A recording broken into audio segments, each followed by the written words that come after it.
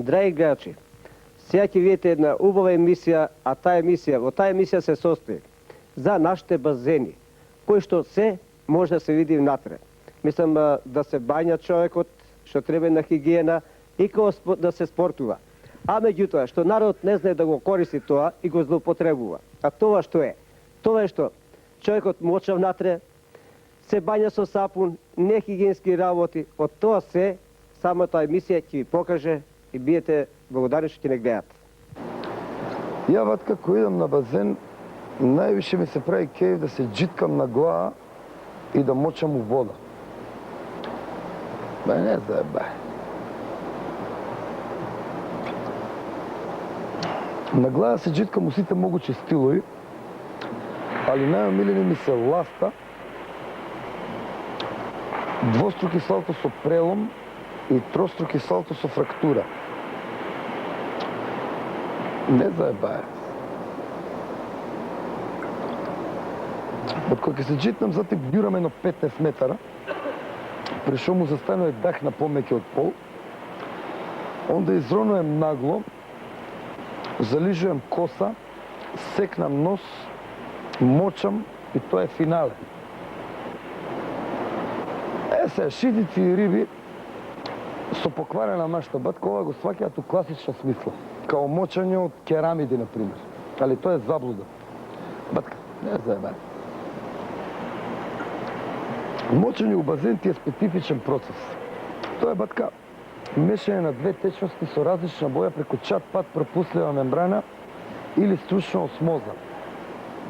Ја, например, кога правам осмоза, обично користам спидомембрана со дупла преграда од напред и попуштен ластик од позади.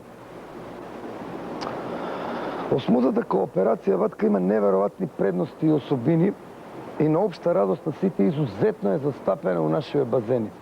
А за какви предности се работи? Батка, не заебај. Прво, водата добија природна боја, као секде у природа. Затим, добија природен мирис, значи се неутрализира хлорот.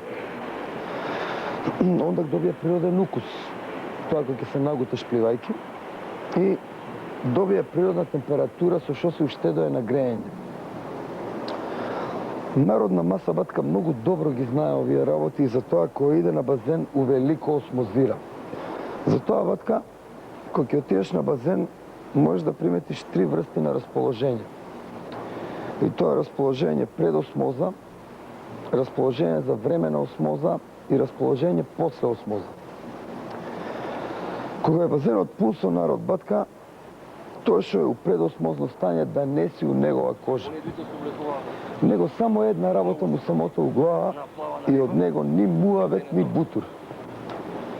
Он бара место за осмоза бе и тачка. И пошто осмозата е дел од интима, нормално, се бара место кај што нема никој у близина. Значи, симптоми за предосмозно стање, батка, се нервоза, неповрзани муабети, шарање со поглед и нагон за осаменост. Втор случај, батка, тоа е расположење за време на осмоза или такозвана нирвана. Во оваа ситуација, батка, шизикот не прави никакви покрети и се карактеризуе со нулта концентрација, веги на пола копје, блажена и тупа фаца джоамисир, што викаат кавадарчани, а у случај на поизразена осмоза се јавува синдром на изразена вратна жила. И на крај, батка, имаш расположење после осмоза или нов човек. Он има намалена телесна тежина и неприметно почине да плива прсно, после тоа преаѓа у краул, затим дише на секој трети завеслај и интензивно работи со нозе, што значи у питање е, батка, изузетно расположен шизик и он е спремен за успешно бутање глава. Кај ќе стигне.